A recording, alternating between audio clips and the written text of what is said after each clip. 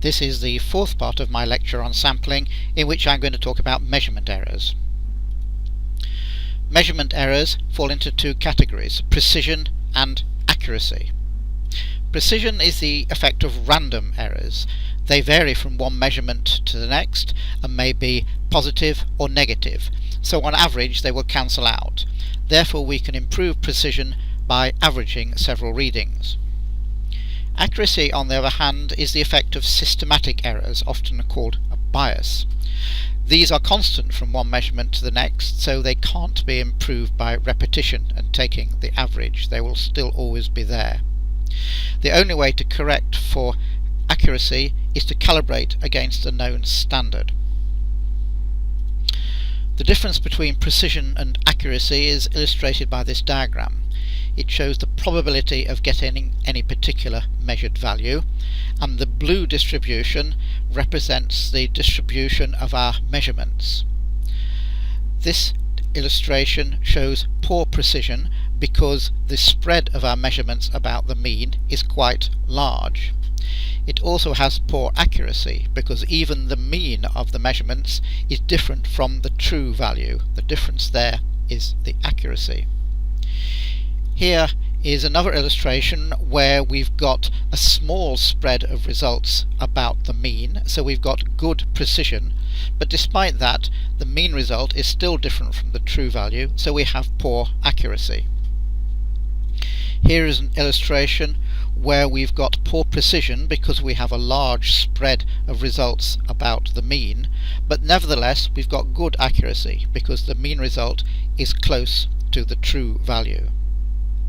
So precision and accuracy are independent quantities. The one that we're concerned with in statistical analysis is precision, because that is a statistical quantity. Accuracy is equally important, but it's a different matter that can't be dealt with by statistics. So in most of the rest of this talk we'll be talking about precision rather than accuracy. There are two components to precision: repeatability and reproducibility. Repeatability is due to random variations between repeat measurements using the same measuring instrument, the same operator, and usually over just a short period of time.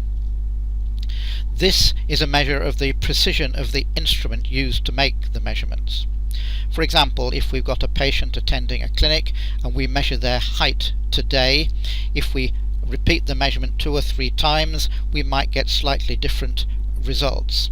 That represents the repeatability of the measuring instrument.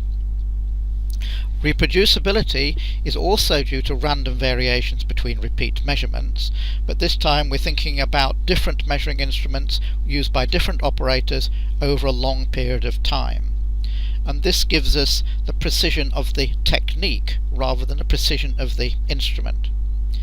For example, if our patient comes back to clinic visits each year and their height is repeatedly measured, we might expect a greater variation than just from the measurements on one instrument on one day. So reproducibility may well be worse than repeatability. In the discussion that we're looking at today, I'll mostly be concerned with repeatability rather than reproducibility, but they're both random variations which are susceptible to the same statistical effects. So if we're looking at repeatability, we could have one operator taking several successive readings, and if they just take a few readings we consider that as a sample of all the possible population of readings that they could take on that patient on that one bit of equipment. So the standard deviation of the readings gives a measure of the repeatability, but if we're just taking a small number of readings, that's a small sample, and what we want to do is to estimate the standard deviation of the whole population of measurements that we could do if we had enough time. So from a small sample we apply the Bessel correction to estimate the population standard deviation.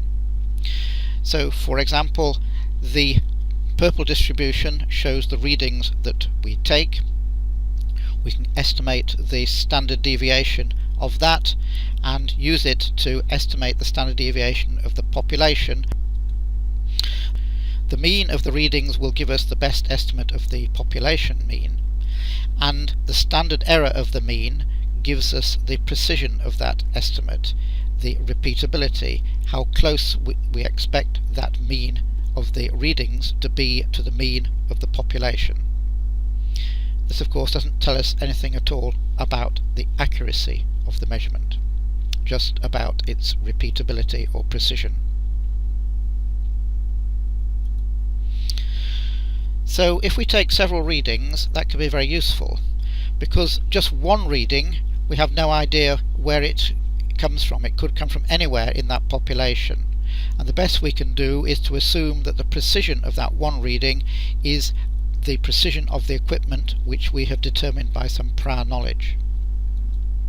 If we take two readings, the average of the two readings will be our best estimate of the population mean, but from two readings we can't get any sensible measure of the standard deviation. That's far too small a sample to get any sensible measurement of standard deviation. With three readings, the average is still a reasonable estimate of the population mean, but we can get a best crude estimate of the sample standard deviation and use that to estimate the precision by taking the standard error of the mean, which is the standard deviation divided by root n minus 1, which is root 2 or 1.4 in this case. But better still, if we can take 5 readings, then we can still use the mean as an estimate of the population mean, but we can now get quite a reasonable estimate of the sample standard deviation and to determine our precision from the standard error of the mean as the standard deviation divided by root n minus 1, which is root 4 or 2. So you can see that an average of 5 or more readings improves the precision and is much better than just one reading on its own. So that's the end of the fourth part of this talk on sampling. In the next part we'll take a practical example based on an isotope calibrator.